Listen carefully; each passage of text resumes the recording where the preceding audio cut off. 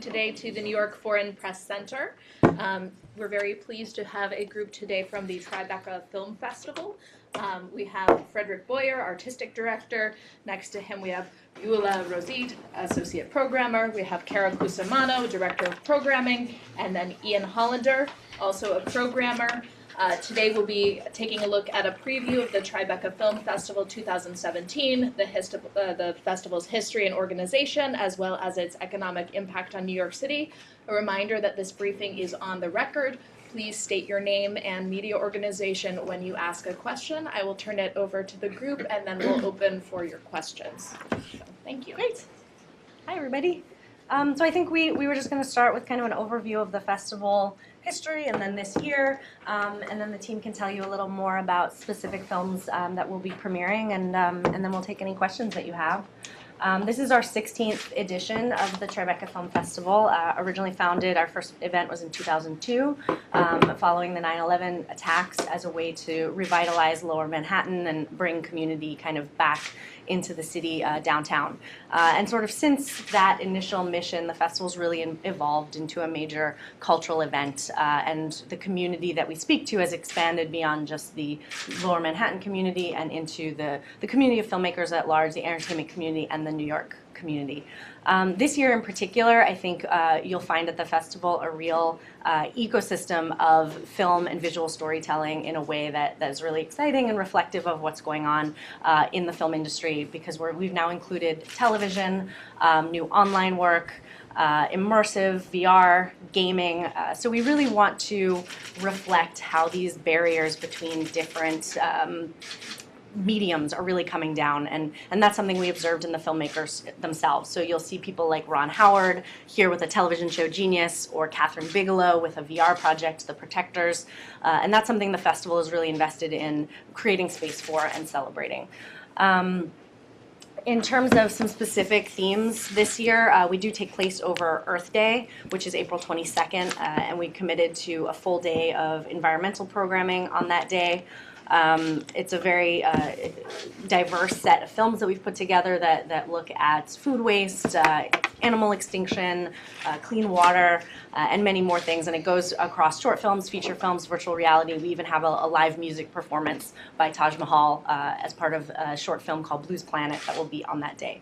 And that's kind of reflective. It's the most sort of concrete example of a little bit of a more political bent to the festival this year, which we were a festival founded out of activism, and we really embraced that this year. Given the political climate that we're in, we felt like it was an important year to really have a very urgent, timely lineup of films that speak to what's going on in the world. So I think you'll see across the festival a lot of stories that are about activists, that are about artists, and that sort of show moments in history that speak to what we're going through now, such as the Reagan show, the LA 92, which is about the Los Angeles riots, or even more recently, No Man's Land, which is about the Oregon secessionists, or Acorn and the Firestorm, which is about that sort of Acorn scandal.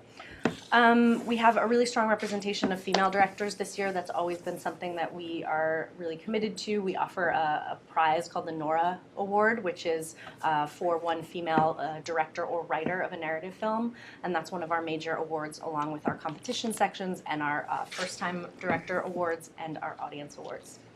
So I think that's kind of the broadest strokes for this year, and the team, I think, can speak a little more specifically to some of the films in the lineup. Maybe for you. Do you want to talk a little bit about the process and how many films we received? Oh, sure. Yeah. I don't have the exact numbers, but I think Ian is the best to speak to that. Yeah, so we start our programming selection process in September, and this year we received a record number of submissions, almost 1,000 more submissions overall than last year. So for How many did this year? Sorry? What's the number of submissions? I'm just pulling up on my phone. So in total for features, we had 3,372 submissions. We had 4,385 short films submitted. So across the film slate, there were 7,757 submissions. And in terms of representation in the program, we had to condense that down to 97 features from 31 different countries and 57 short films from 18 different countries. So we're very rigorous in our selection. The festival programming team is about 40 people, and we have a really collaborative process across that. We have kind of a strong core of programmers who've been working together for a really long time, and we've come to know each other's tastes really well. And I think you can see that reflected in kind of the diversity and breadth of the program. Do you want to add anything, Eula? I think I covered most of it. Do you want to talk about the competition? Yeah, the competition, we have an international competition, and we decided a few years ago to separate, before it was a competition with international and US narrative. Now we have a US narrative and international competition, which is much better for, So, and it's all these films we are representing some films which are not played very often in festival, like Dominican Republic. I think they are producing 3 or 4 films each year. Switzerland, which is pretty unique. Estonia, which is less unique because Estonia won a big award in Cannes last year, and they are growing, but it shows something is happening in this country. Israel, but no France, no Italy, and not other big country from Europe this year. And most of the films are related to their own country, where we have a film from Estonia called November, which is talking about the roots of Estonia in a magic way. It's a black and white. And it's and all the film are, or The Divine Order, which is a film from Switzerland. All these films, or even a biopic about Tom of Finland. Tom of Finland. We have a Tom of Finland, which is a Finnish film, which is a comics, it's a fantastic film. It's a fantastic film. So we really hope all this film going to be distributed. They don't have any distributor in the US. But you already have for Tom and Finland distributed. Tom of Finland just got bought. Just a few days ago. Yeah, this one. So we're waiting for the others. Typically, we program the competition to be films looking for distribution, and we're already seeing things start to get picked up. So there's a lively market at the festival as well. And there's also a lot of international film in the short program, but also in Midnight we have an Australian film. In the Spotlight we have a really great French comedy called Rock and Roll by Guillaume Canet with Marion Cotillard. And we have a Japanese film extraordinary in Viewpoint called by the director called Sabu called Mr. Long. And we have a Danish documentary called Bobby Jane in the documentary. So we have also international film everywhere, but we have a competition dedicated to the narrative. Do you guys want to talk about some specific films? Sure, we could go over, pick out some of the more specific films that Frédéric mentioned. So Holy Air is the Israeli film mentioned by Frédéric. It's by Shadi Sour, an Israeli filmmaker. He's Christian, and he kind of depicts this very unique it's a very unique view of the society there. It's kind of non-political and more about the human dramas, but in a very comedic, light way, in a way that you don't usually see society there portrayed. About this couple, thinking about whether to keep their child and kind of the circle of life. But it's very lovely and light. If you want to pick out some. Yeah, I also, from the international competition, would highlight Samba. This is the film that Frédéric mentioned from the Dominican Republic. And just because of there's such a large community in New York of people from the Dominican Republic, it was really great for us to have such an amazing film from that country to show. It's a boxing narrative, so it's a really kind of strong underdog story. It's really beautifully shot against the kind of Paradise Island background. Another one I'd like to highlight is Newton by Amit Masurkar.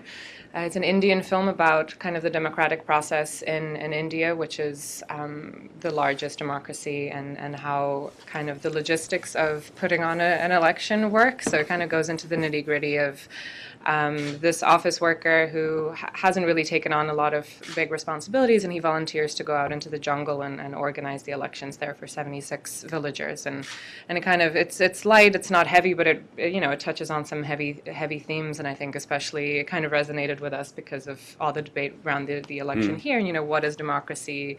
Does our vote count? But in a weirdly light way, which was very nice to see.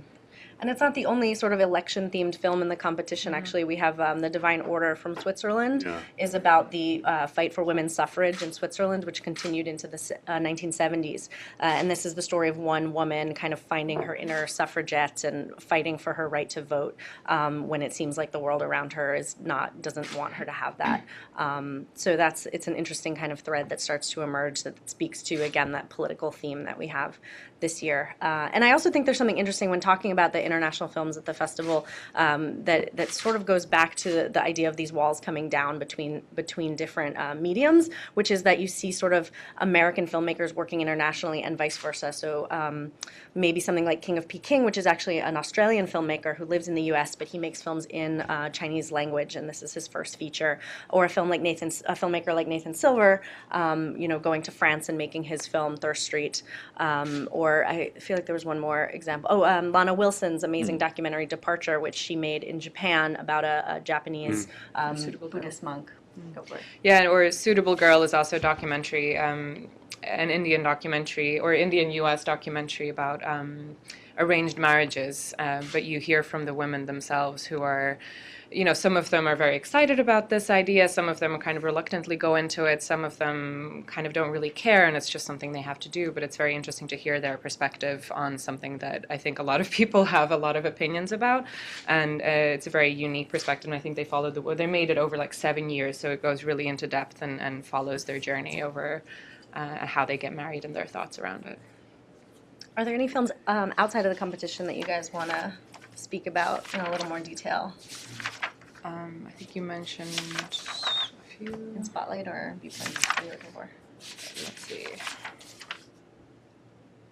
We're trying to pick out the the international ones in the.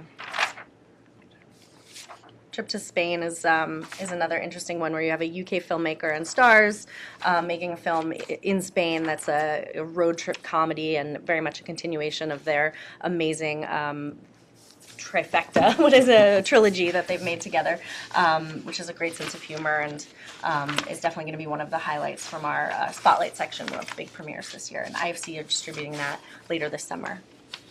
Mm-hmm. And then we have a U.S.-German co-production, When God Sleeps, by Till Schauder. It's about a Iranian musician who has a fatwa issued against him for some of the lyrics of his work, and how he tries to make a life for himself in Germany, and with knowing that this is hanging over his head, and the filmmaker gets really close to it. I mean, watching it, the filmmaker kind of feels the threat as well, and as the audience, you kind of really get thrown into the middle of it, and about like, again, the political theme that Kara points out, it's the mix between art and politics, and whether they can ever be separated. Yeah, and we have also filmed most of the time we are focused on film about art, and we have a fantastic film called Shadow Man about a graffiti artist very unknown called Richard Hambleton. He was contemporary to Basquiat, and he's sick, but he's going to be there, and you're going to discover. I mean, I didn't know the guy. I knew the name, but you have some found footage of what he did in New York in the 80s during the night. He was doing painting kind of scary shadows on the wall, on the street, and then it's a portrait of this totally not so known artist, which should be known as all the artists from the 80s, and this is also a very New York film. Yeah, I believe he's still working, and I believe he's going to have some gallery openings during the festival. Yes, it's going to be super interesting, I think, to focus on this artist. So then looking sort of broader into the other sections, some of the big American films premiering, we have both films that are looking for distribution at the festival, something like Aardvark with John Hamm and Jenny Slate and Zachary Quinto, or The Clapper, which is a comedy from Dito Montiel with Ed Helms and Amanda Seyfried and Tracy Morgan. So both of those are kind of big premieres coming here, hoping to find distribution out of the festival. And then we've also worked with some distributors on premieres of new films that will be opening theatrically just afterwards. So we have Buster's Malheart with Rami Malek, and that's directed by one of our alumni filmmakers, Sarah Adina Smith, or The Dinner with Oren Moverman, and he'll have the cast at the premiere for that as well. The Lovers is something that we all really are excited about from Azazel Jacobs. Deborah Winger and Tracy Letts in this kind of unexpected, late-in-life romantic comedy. We have an amazing speaker series. We're going to have Barbara Streisand here. Iñárritu will be speaking, Tom Hanks and Bruce Springsteen in conversation together.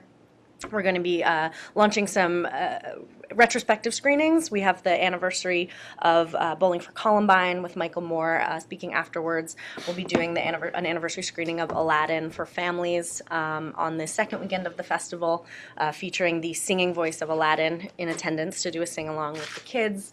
And the the anniversary screening of Reservoir Dogs, which we will have Quentin Tarantino and his cast, and we'll be projecting that off Quentin's personal 35mm copy of the film. So there's a lot sort of And we beyond have a the film. fantastic closing film.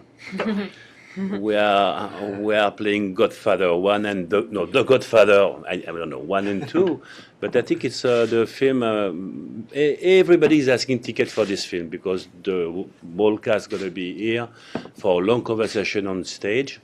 And then at the Radio City Musical, yeah. And it's extraordinary because we're going to see the film. We're going to have maybe 30 minutes to have a little bit of food. We're going to see all the film.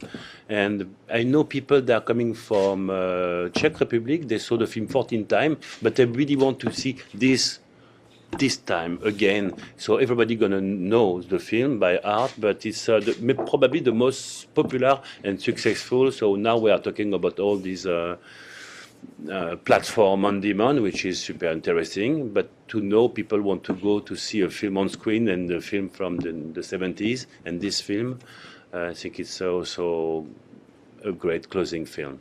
Yes, Yeah. and so then sort of beyond the films, if the films aren't enough for you, we have a gaming festival that we're launching for the first time as part of Tribeca. Our VR and immersive programming will run throughout all dates, and you can attend that at our festival hub in Tribeca.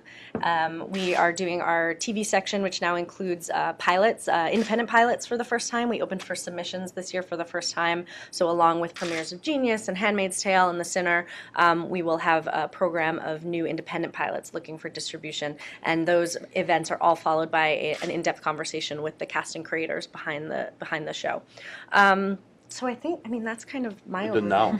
Oh, and now, yeah, for online work. So we have a special section specifically for web series and digital creators, and all of those creators will be premiering something new at the festival that's going to immediately go up online. And some highlights there include a conversation with Eli Roth and premieres of new horror shorts from Crypt TV, and a premiere of Awake, A Dream from Standing Rock, which is the first feature documentary about Standing Rock, and that comes from James Spioni and Josh Fox, who are both Oscar nominees or winners, and Myron Dewey.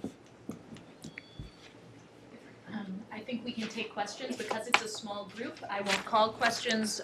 Please remember to state your name and media organization. Yes, Sandra Muller, I'm French. No problem. I'm working, I interviewed you 2 years ago by phone for La Lettre de l'Audiovisuel, which is like a variety in France, but it's a daily newspaper, and I manage it. I wanted to know, I'm really interested by the opening of television section. Can I know the date and how many movies, and there is a kind of competition or contents too, right? And why do you choose to open the film festival to the television? Because there is kind of interaction. Right, yeah, there's I think just such a confluence of creators, and we tend to just follow the work that we admire, and we started to see so much really exciting going on in the television world. And when you have filmmakers like Ron Howard and Antonio Campos and Reed Moreno, all of whom are here with series this year, we had to create that space to celebrate them. And I think that there's an audience factor as well. You know, audiences want to, they love television and they want an opportunity to see it on the big screen, to hear from those creators, to watch it together in a community, and that's something that a festival can really provide. So last year was our first year doing a TV section, and we expanded this year into opening for submissions. It's not a competition, but it sort of more falls into our talk series, where we have this really in-depth 45 minute talk back after each episode with everybody. Yes, first of all, Berlinale has been showing television programs for years now, so it's not a very new item. I have several questions. Yes. Huh? Tribeca is the second year. Well, it's the second time. When Berlin, for 4 years ago, started doing this, and they expanded according to Kostik runs the festival because of the reason that the audience, wants to see television programs, I have several questions, The first one is, you said there are certain themes set ahead of time, right? Like you mentioned environmental and activism. Now, I have the question with respect to programming. You have 40 programmers. I mean, how does it work out? Are they instructed to look for these kind of films, or is it just by ear? It wasn't necessarily that we set them ahead of time. I think that as we were in the process of putting the program together, we were about halfway through, the election happened, and I think we knew that Earth Day was happening during the festival, so it was a goal. If we can have a really strong program, that's something that we want to do. So yeah, I think we talked about it. We have our meetings together, and it is sort of consensus-based. So as we felt that we were seeing enough that was really strong that could speak to this theme, we decided to commit to it and really make it formal. And I'm Klaus Müller, filmfestivals.com, M21 Entertainment Paris, Voilà. The second question. Welcome. Welcome. Bienvenue. Bienvenue. Oui, c'est ça. Funding, you didn't mention this at all, and I'm just wondering about the breakdown of funding, I was told, for example, that this year you were not as successful funding as last year, and you've dropped some items such as Family Day, etc., etc., The question I have, what's the proportion between public funding and private funding, corporate funding, and what's the proportion of income via ticket sales? Right. I mean, as the kind of programming department, we're not necessarily the most the most suited to speak to that in specifics. Right. I mean, I can speak to the family program, which was not a financial decision. We evolved that program because it was initially part of that early mission to bring people back downtown. And once we felt like that sort of, obviously people are back downtown, and it should be more about every day bringing ticket buyers into the neighborhood, and what can that family programming look like that's a little more film-based. And we have we're doing Aladdin, like I mentioned. We have another family program that we're doing in partnership with ESPN on Saturday the 22nd, where we'll be showing Space Jam and Angels in the Outfield, classic kind of kids sports films, and bringing out sports teams and clinics and activations like balloons and face painting. So kind of a mini family festival that we're doing. So it was more kind of a conceptual evolution of what that family programming would look like. And what was the breakdown in terms of income? We don't. You don't know. You don't know how much that. you derive. Is it proprietary information, or? No, it's just more from the It's not our financial department, side yeah. of things. We're the film programmers, so we're more on the creative end and fine. don't necessarily have the right stats to share. You can give the budget, because I suppose that when you start this festival just after 11/9, and now it must be cost a lot of money, because all the neighborhood, I think we are. The film are in 5 places, I think, say SVA, theater. Yes. So I think the price growing up, is it okay for you, or how did you deal with that? I think you received some budget from the mayor too, I think, from the city. Well, I mean, I can Public just and speak private, from our yeah. point of view. I think we're very fortunate that, whatever the financial, framework of the festival, we feel very free to program what we think we're excited by, and we fly in all of our filmmakers, and we can invite them from anywhere in the world. So I think that the festival is so supportive of the creative side of things that we're not given a budget and told to fit what we need to do into it. The budget is shaped around the programming that we want. Whom shall we contact to get this information? I'll try to find out after this and put you in touch with the right. You don't know anyhow. Okay. I'd like to ask you about the bigger secret, maybe. I'm sorry I didn't do my homework, but you were talking about the small countries now, and is there any movie from Slovenia? My name is Robert Portos from Slovenia Press Agency. So do you have any movies from Slovenia? And if not, it doesn't matter. Has anybody heard about any movies from Slovenia? Do you have any opinion? We don't have Slovenia, we have Slovakia, and I think, close. so sorry, I know they're not the same country, that's why I'm prefacing that. Start by S. But it's Ice Mother by Bohdan Slama. No That's shorts. the closest, and then we have from Eastern Europe as well, November, that we mentioned, but not Slovenia specifically. Okay, I'll jump Next in with year. One more question. Yeah. Yeah. You said this year is the political team, right? Was it mostly the U.S. elections that influenced that decision to have it a political team? And then are you going to measure the success by how many Trump tweets you're gonna get? I think it was, it was percolating before the election because we could feel the world around us changing, and there were for instance, we're showing Bowling for Columbine, and that was something we had confirmed to do with Michael Moore well before the election. But we were uniquely positioned that when the election happened, we were still in the midst of our process, and I think we're the first festival that really could spend time thinking about how we want to respond to this in a really, really significant way. So it did sort of change our direction to a degree when the election happened.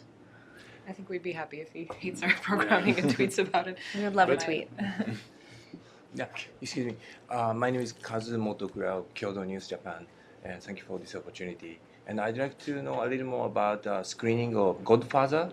And I have heard that after the screening, there will be a panel discussion by participants of the film. Can you explain who are going to participate in that discussion and why you decided to do that kind of event this year?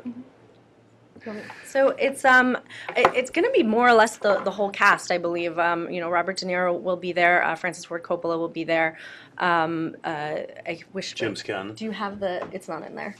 Yes, of course. So, I mean, it's a pretty comprehensive, and it's all up online exactly who is confirmed, because sometimes it changes a little day to day. But, the idea was to celebrate this iconic epic and do it in an epic way. And I think audiences always love to hear the behind-the-scenes stories and to have that access to the creators. And this is a team that have not really gotten together in this way since the films were made. And so it really feels like a special moment on the anniversary of the film to screen them back-to-back at, this epic location, Radio City, and really worthy of a closing night position and celebrating cinema kind of in that way with these films. Was that an idea of Mr. De Niro?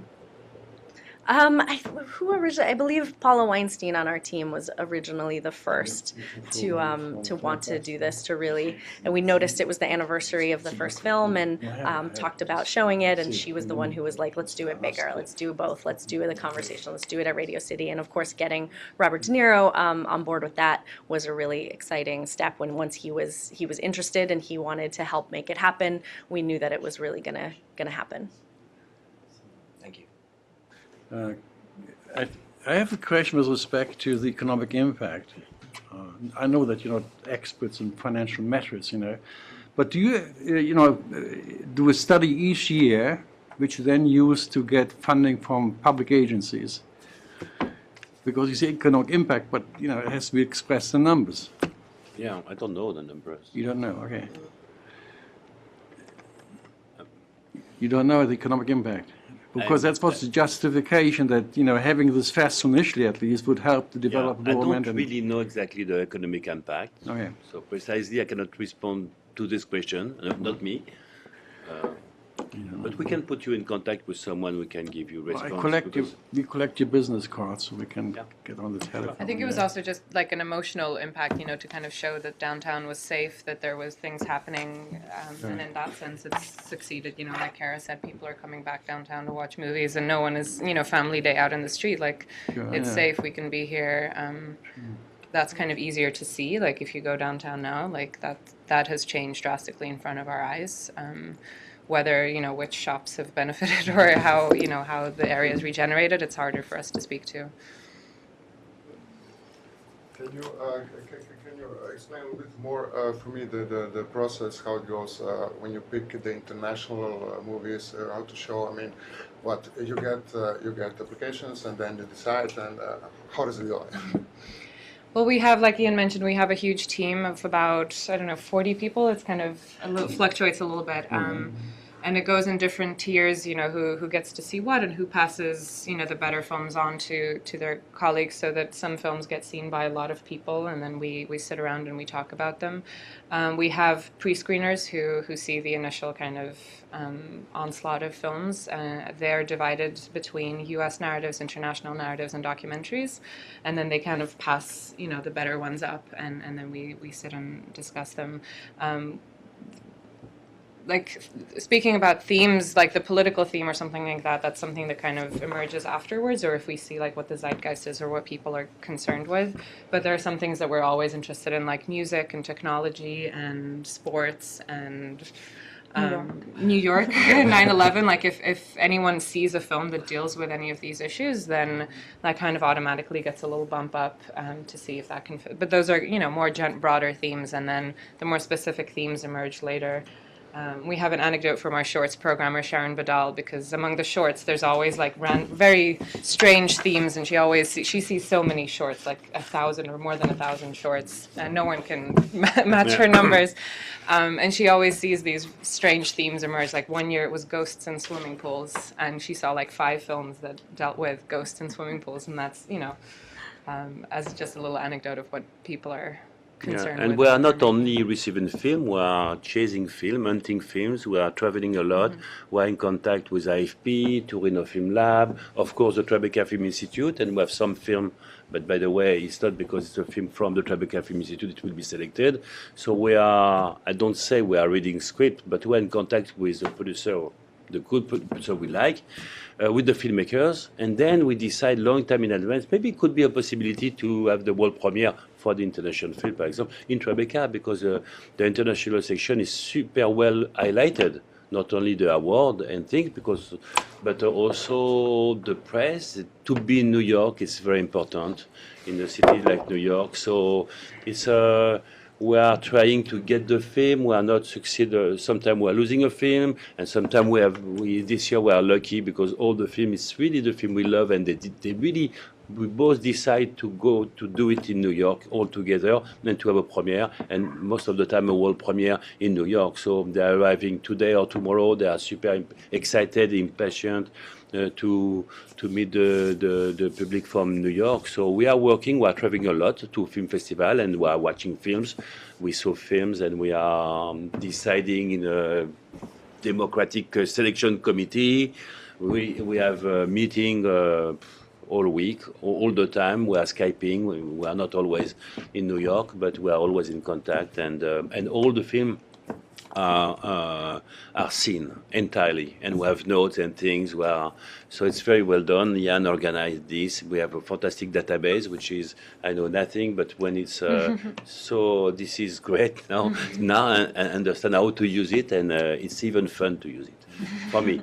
So it's a democratic decision of Yes, people, right? It's of course we are discussing. Sometimes we disagree, which is good. Sometimes we are selecting a film, but most of the time it's a film we really love. We think there is something to share. There is emotion. There is a discovery. There is a filmmaker which is not very well known. It could be a big discovery in New York, and also its film can be seen, and could be distributed, or could be sold. So I think it's very important economically for all the sales agents that are coming, that are supporting the film.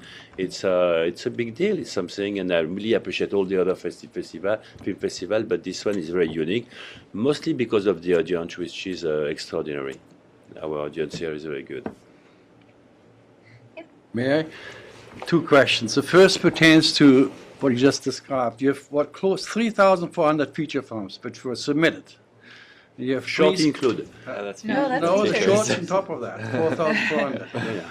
So you have 3,400 or 3,372, feature films. You have pre-screeners and 40 programmers. I mean, how can you do justice to these 3,400 films? Is there the possibility that something falls between the cracks because a pre-screener decides this film is no good?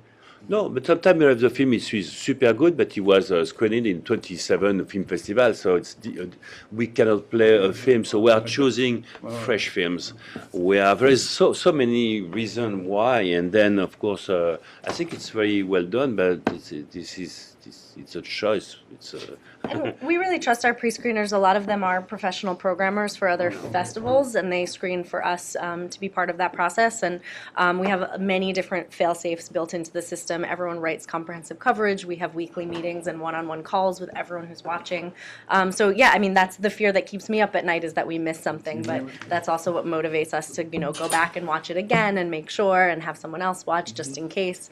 So I really feel it hasn't happened yet that that I feel like we really missed something Yeah, that we should have caught. It's a festival that really we thrive on discovery. We have a competition for first time narrative and first time documentary directors. So we really, we take the submissions very seriously, and we really like to find something that's an unknown and, outside of maybe the festival circuit or producers that are already established to find that real kind of gem out of submissions. No, that's sort of what happened at the Berlinale, that they recuperate the film from the files because a friend of Koslik advises a superb film, then they put the film in the program, Yeah. So it can happen, obviously. How many pre-screeners do you have? You have 40 programmers? That's Right. part of the 40. Yeah.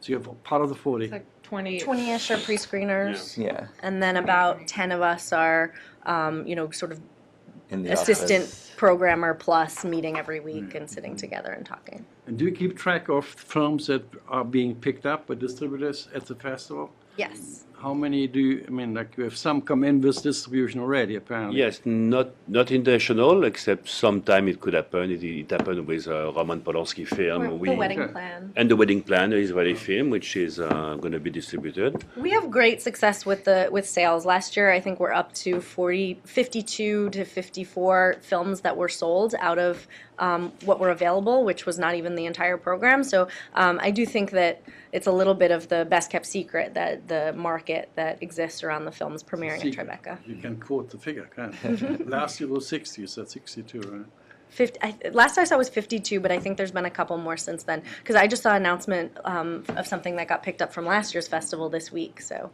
they're still coming. This is Park Ling from Hong Kong. Do I have a plan to expand the size for the festival? Well, we actually cut back a little this year. The number of feature films last year was over 120, and this year it's under 100. So I think yes, in a way, because we want to expand into these new mediums and create the space for television and gaming and virtual reality. So the goal for us is really to keep the equilibrium of scope and focus. So the more kind of different kinds of storytelling we're celebrating, we also always want to have a really curatorial, tightly focused approach. So I think it may grow in terms of those different arenas that we choose to move into, but I think the size of the feature film program we actually took down a little, and we want to keep it where it's at now. Can you tell us a bit more about the gaming festival? So this is something that, do you know, should you do it? I don't know too much. Okay. This is something that we have done kind of gaming events in the past, but this is our first kind of gaming festival during Tribeca this year. And it's going to take place the second weekend of the festival, starting on the 28th or the 29th? The 28th. The 28th. So there'll be a kickoff concert and kind of an opening night of its own, and then it'll be an all-day event the following day on Saturday of gaming-related programming panels with some really iconic game creators, and again, sort of group walkthroughs, things like this, and kind of looking at that intersection of narrative and game. So kind of putting a filmmaker in conversation with a game creator, or talking to a creator specifically about the way they approach narrative and the way they approach visual storytelling. So kind of putting gaming within that context of what we do around film, and it should be pretty interesting. The folks who are part of it are pretty well-known heavy hitters within that world. Can I confirm some people who come? There is Michael Moore, so it's on April 20, right? Bloomberg, did he gives you money? Or I'm sorry, I speak about money because economic. He participate, he helps you, because I know that there was a trouble with Bill de Blasio last year. Robert De Niro was a kind of he wasn't happy 2 years ago because he wanted to be supported much more than New York City. So Bloomberg, do you know if he helps you? He's here as part of a film this Just year, for so a he's film? supporting. Yeah, I think that he put funding into the creation of this documentary that we're showing, and he's going to be here to introduce it. Okay. When is it? I'm sorry, I don't know. From the Ashes? From the Ashes, I From the don't know the Ashes, exact Yeah, date. from the From Ashes. the Ashes, okay, perfect. And there is something about Johnny Rotten too. Yes. Yes, a big movie. Peel. No, it's Johnny Rotten, but not Sex Pistols. It's just he Peel. don't want to talk about Sex Pistols. He's going to be there, Wow. but he's going to talk about his career, about this crazy In Peel? Okay. Phil. Okay, I see. It's I know. very interesting. Yeah, I'm sure. Yeah. The music was so interesting. He will be here for that. I think it's Friday. That premiere. Friday, okay. And so you can confirm that there will be, sorry, I tried to make some screenshot because there is so many things. So there will be Robert De Niro, and for the Godfather, everybody will be there, right? And there will be a talk, a debate, right? With the public. Which date? That's on the Remember? 29th. Okay. Okay, for them. Okay. And Michael Moore, it would be, because for me the date is That's on the 20th. It's actually on the anniversary of the Columbine shooting. yeah, right. Okay. And do you have, I don't remember, do you have animation? Because I figured out that you have some kind of event around about Aladdin. Do you have some animation section, or just for this movie? Or? For shorts, we do. So we have a program of animated short films that Whoopi Goldberg co-curated and will be presenting, and I think it's a competition for the first time this year. First time too? Not the first time. Yes. I just wonder how many films from Asia? How many films from Asia this year? So we have, you're saying the exact numbers. We have Mr. Long, which is from Japanese We have director New- Sabu. We have Newton. Newton from India. We have A Suitable Girl, which is a co-production with India. King of Peking, which King of is Peking, which is shot shot in China. It's directed by an Australian-American director, but co-produced with China. Suitable Girl. I said Oh, sorry, Girl, The Departure. Departure, which is a co-production, I believe, with Japan. And I think there's a few shorts as well. 11 total.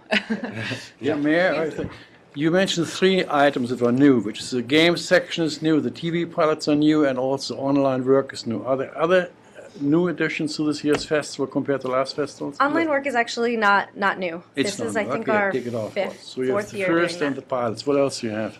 That's new. The animation competition is new this year. Okay. I think that's it, sort of in terms of creating new sections and programming. The things that are new this year, sort of like the Earth Day programming or the political threads, I think will be for this year and not necessarily going to be. Did you drop any sections from last year?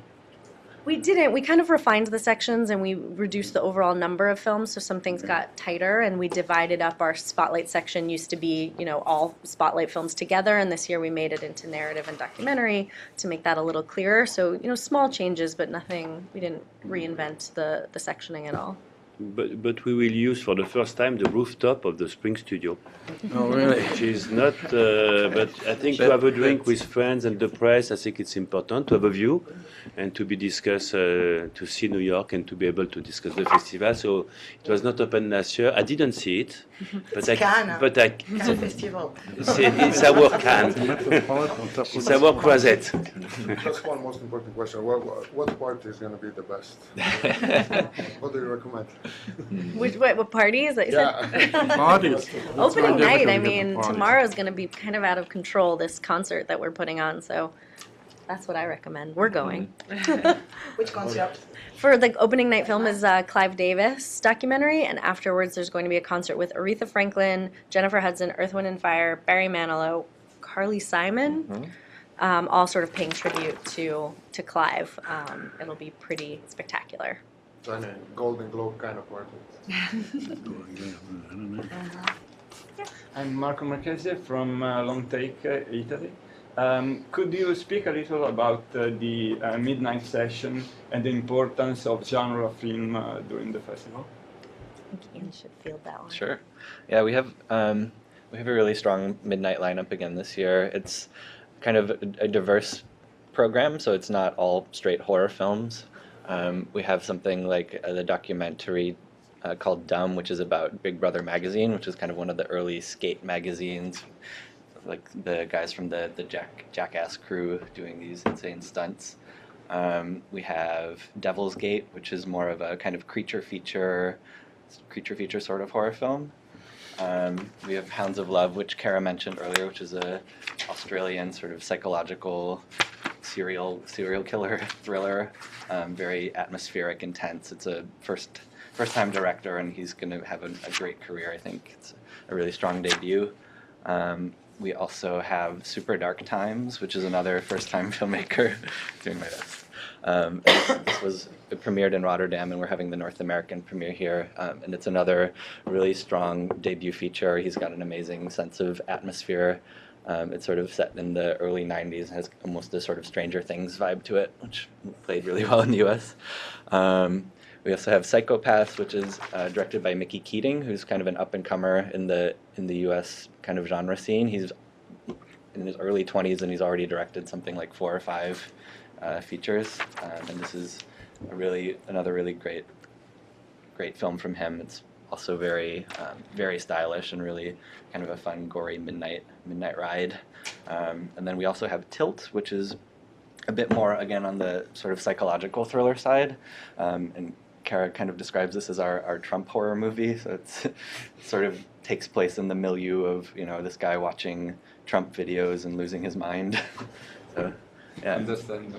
Well, we also have, I'd mention if you're interested in genre films that there's genre films sort of outside of midnight as well, and that's something, again, that bleeding that we kind of like to do. And there's a film called The Endless in competition that comes from Justin Benson and Aaron Moorhead, who we discovered with Resolution a few years ago, and then they did Spring, so they're they have a great genre following. And we have a film called My Friend Dahmer in Viewpoints that's about the adolescence of Jeffrey Dahmer with this, famous Disney star playing teenage Jeffrey Dahmer. So I think we recognize genre films across that are doing a little more to, they're not necessarily just midnight films, and we'll put them in competition like we did with Let the Right One In back in the day, and kind of throughout the program. And Hounds of Love premiere in Venice, and it's we have a partnership with Venice Film Festival. So we choose this film.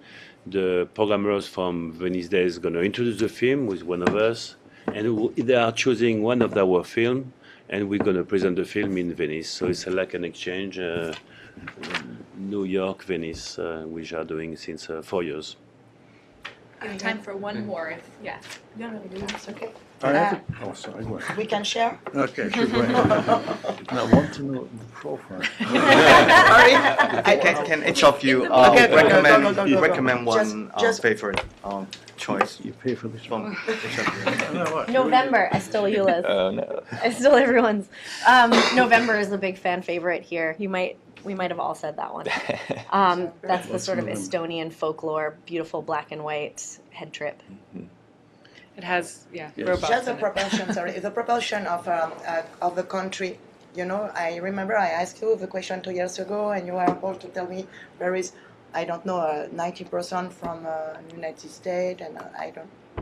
The background. assessment. After we can make it face to face if you You want. can crunch the numbers. Yeah. Yeah, I think it's... Yes, I very brief question, if I may, with your permission. Your permission to. It used to say that Tribeca is so successful because it's very eclectic, right? Covering all branches, as distinct from the New York Film Festival. Now, how would you characterize Tribeca? Does it have a moniker?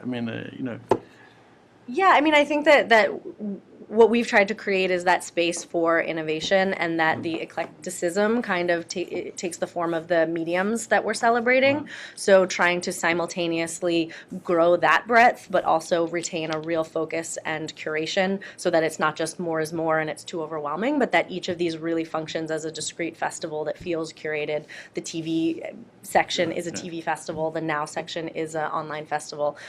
So I think there is that eclectic to it, but my hope is that it also feels really clear as well. So there is a focus. You just mentioned the term focus. So what's the focus of Tribeca? Apart from being eclectic.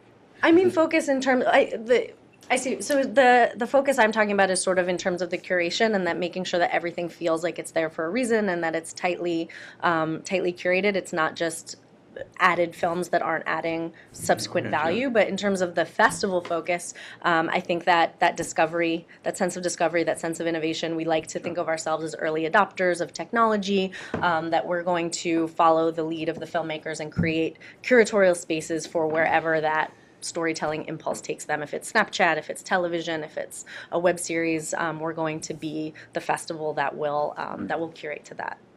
Thank you. I think that with that, that concludes today's briefing. On behalf of the State Department and the Foreign Press Center, thank you very much for being here. This briefing was on the record. There will be a transcript produced as a result of the engagement, and thank you to all of you for being here. Thank you very much. And good luck as Thank you, Institute.